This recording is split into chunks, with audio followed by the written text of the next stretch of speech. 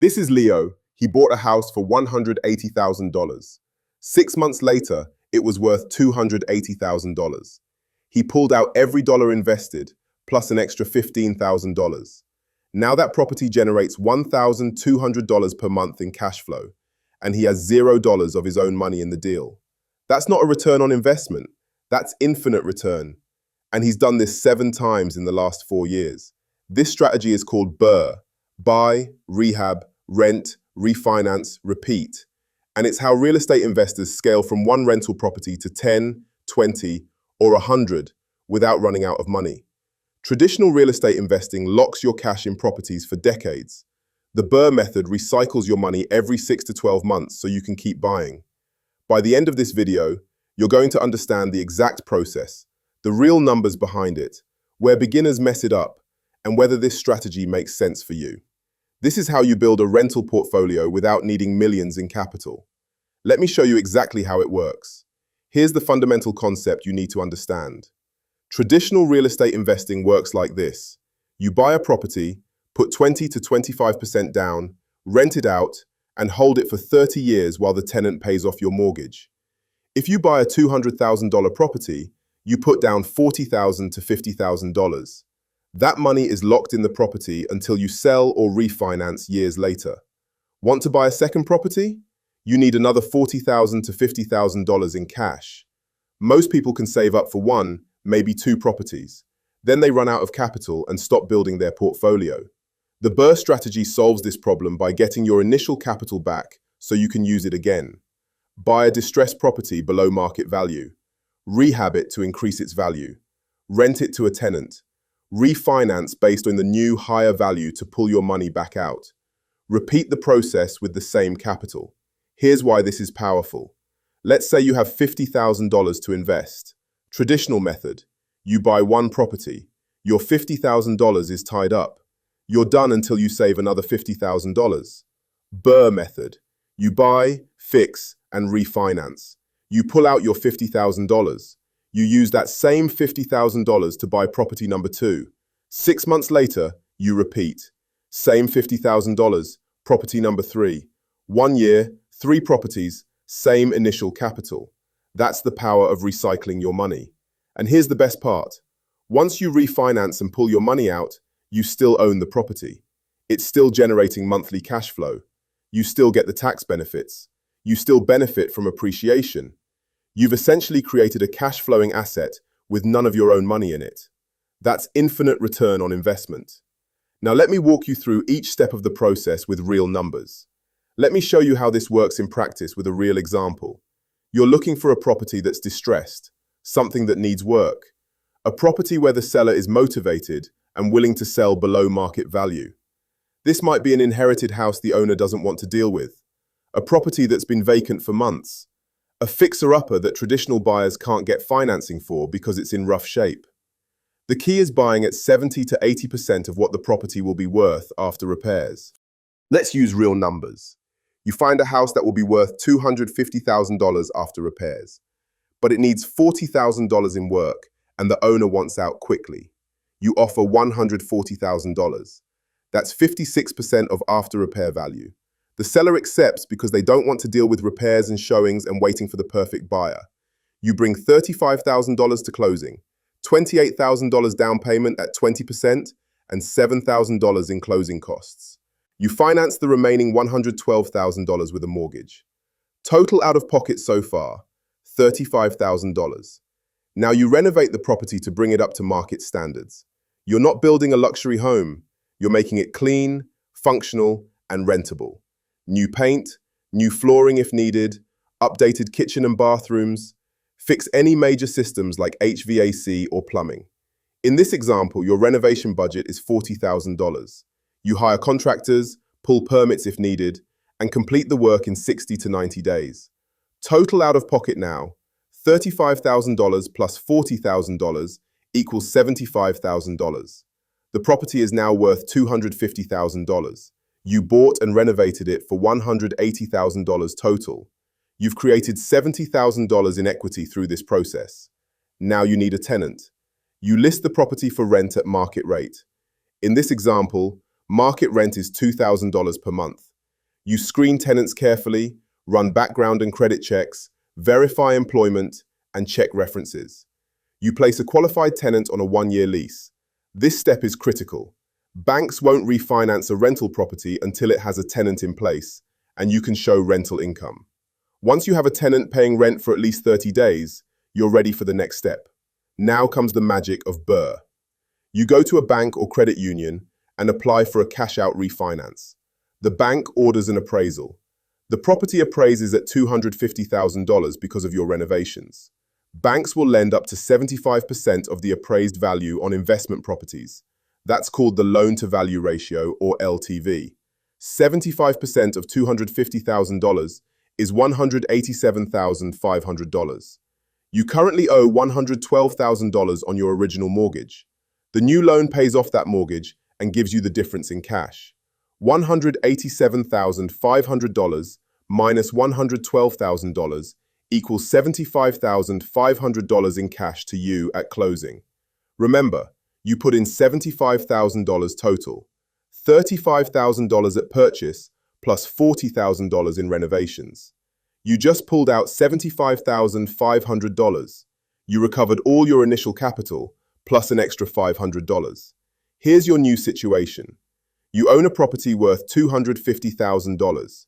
You owe $187,500 on the mortgage. You have $62,500 in equity. Your monthly rent is $2,000. Your new mortgage payment is about $1,250, including taxes and insurance. Your cash flow is $750 per month after setting aside reserves for maintenance and vacancies. And you have $75,500 in cash to do it again. That's the BRRRR method. Now you take that money and find property number 2. You repeat the exact process. Buy distressed, renovate, rent, refinance, and pull your money back out. Each cycle takes 6 to 12 months, depending on how fast you can find deals and complete renovations. If you're finding this valuable, hit that subscribe button. We break down advanced real estate strategies like this every week. Also, drop a comment and tell me, do you currently own any rental properties, or would this be your first? I'm curious where everyone is on their real estate journey. Now let me show you what this actually looks like financially over time. Let's map out your first year using the BRRRR method with $75,000 starting capital. Month 1 to 2. Find and close on property 1. Spend $35,000. Month 3 to 4. Renovate property 1. Spend $40,000. Total invested, $75,000. Month 5. Place tenant, collect first month's rent. Month 6. Refinance property 1. Pull out $75,500. Now you have $75,500 in cash and one rental property generating $750 per month. Month 7 to 8. Find and close on property 2. Spend $35,000. Month 9 to 10. Renovate property 2. Spend $40,000. Month 11. Place tenant, collect first month's rent. Month 12. Refinance property 2. Pull out $75,500 again. End of year 1. You own 2 properties. Combined cash flow is $1,500 per month. You have $75,500 in cash ready for property 3. You started with $75,000 and still have it. Let's project this out 5 years. Year 1. 2 properties, $1,500 monthly cash flow, $18,000 annual income. Year 2. 2 more properties, 4 total, $3,000 monthly cash flow, $36,000 annual income. Year 3.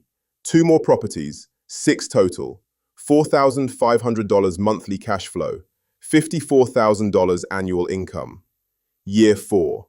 2 more properties, 8 total, $6,000 monthly cash flow, $72,000 annual income. Year 5. 2 more properties, 10 total, $7,500 monthly cash flow, $90,000 annual income. That's 10 rental properties generating $90,000 per year in passive income, and you use the same $75,000 over and over. Traditional investing? That $75,000 would have bought you 1 property generating maybe $9,000 per year. Now let's talk about the wealth building that's happening behind the scenes. Each property has forced appreciation from your renovations. In our example, you created $70,000 in equity per property immediately.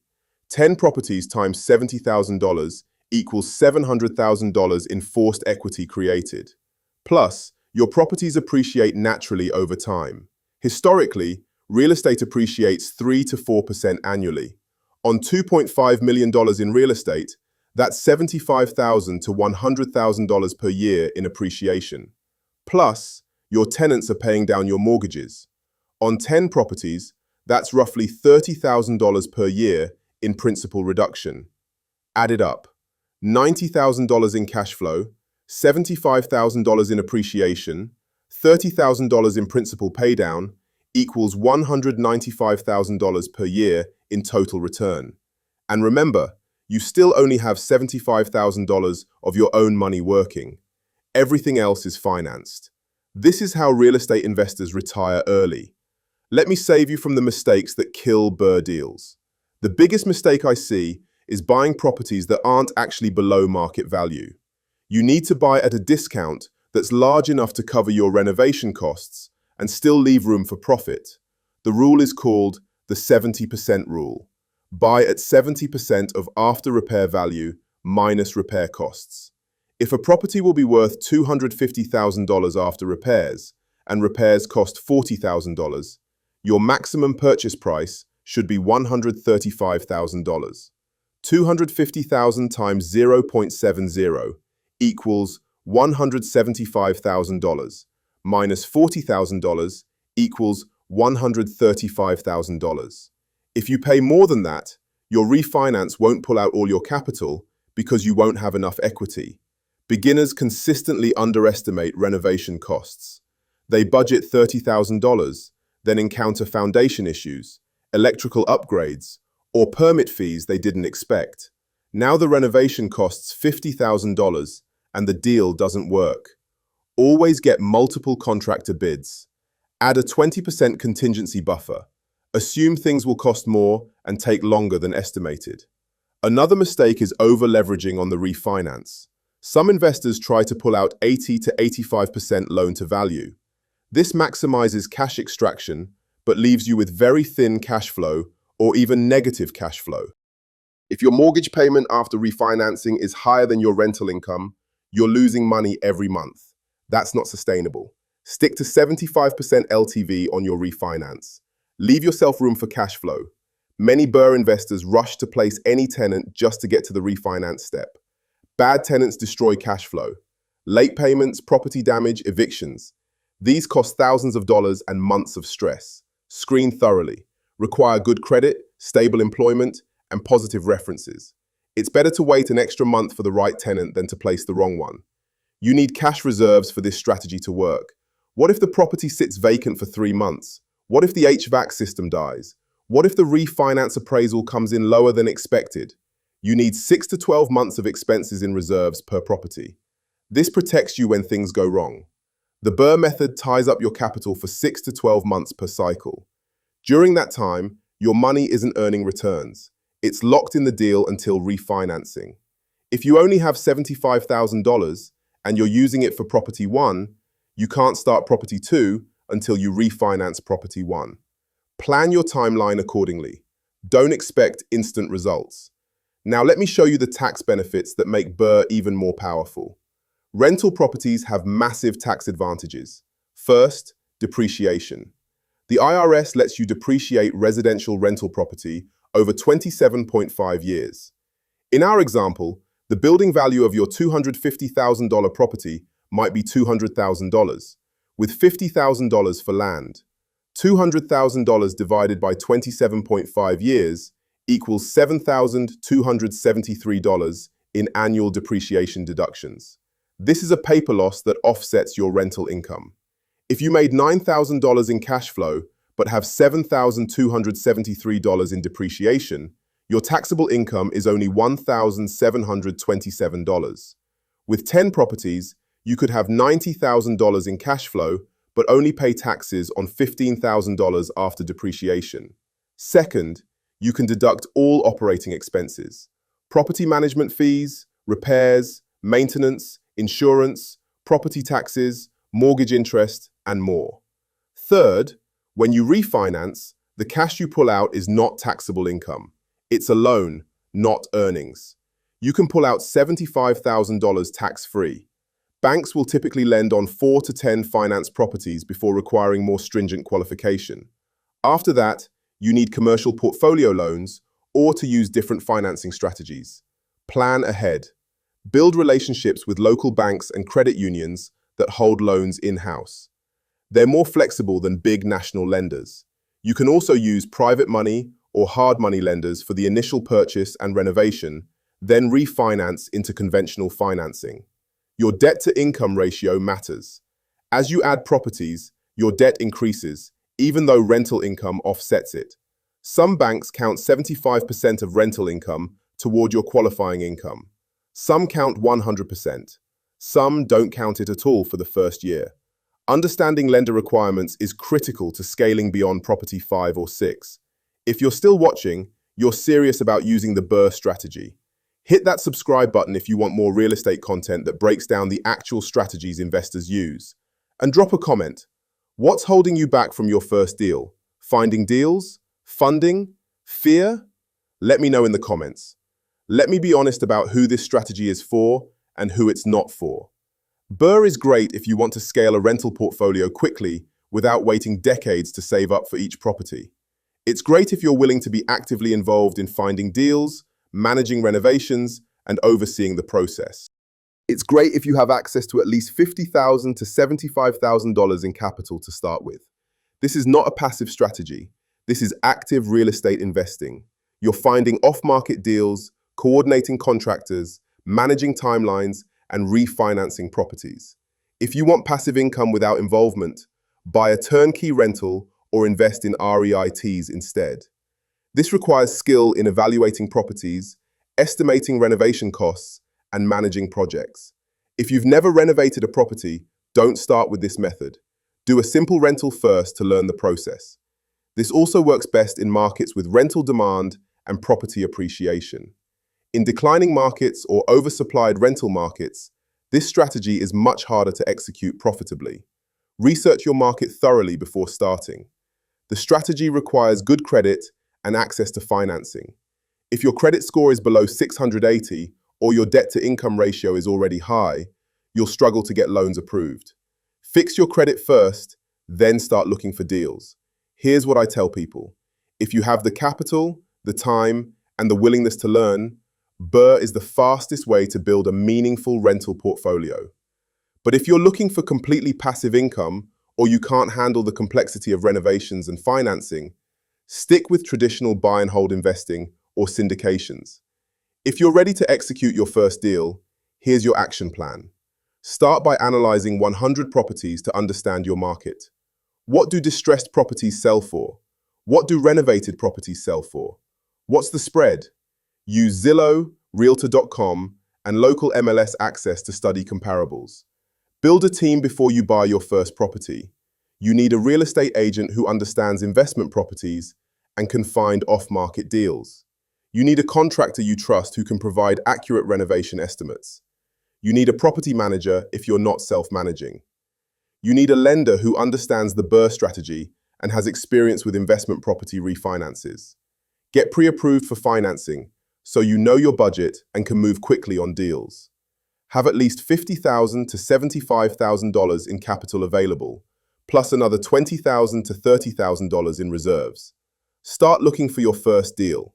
Make offers on distressed properties. Expect to make 10 to 20 offers before one gets accepted. This is normal. When you find a deal that meets the 70% rule, run the numbers conservatively. Assume higher costs and lower rents than best case. Execute the renovation efficiently. Get multiple contractor bids. Create a detailed scope of work. Stay on budget and timeline. Place a quality tenant, then immediately start the refinance process. Once you pull your capital back out, take a breath, analyze the deal, learn from any mistakes, and start looking for property number 2. Each deal gets easier as you refine your process. You now understand the complete strategy, the real numbers behind it, the mistakes that kill deals, and how to execute your first one. Most people will watch this video, think, that's interesting, and do nothing. A small percentage will start analyzing deals in their market and building their team. An even smaller percentage will actually make an offer, close a deal, and execute their first BRRRR. Which group are you in? Before you go, I need you to do 3 things. 1. Subscribe to this channel if you want more real estate strategies that show you exactly how to build wealth through property. 2. Drop a comment with where you are in your journey. Are you analyzing your first deal? On property number 5? Just starting to learn? Your comment helps me create better content. 3. Share this video with someone who's been thinking about real estate investing but doesn't know where to start. The BRRRR method is how regular people build significant portfolios. Real estate wealth isn't built by buying one property every 10 years. It's built by recycling your capital intelligently and scaling systematically. You now know the strategy. What you build with it is up to you.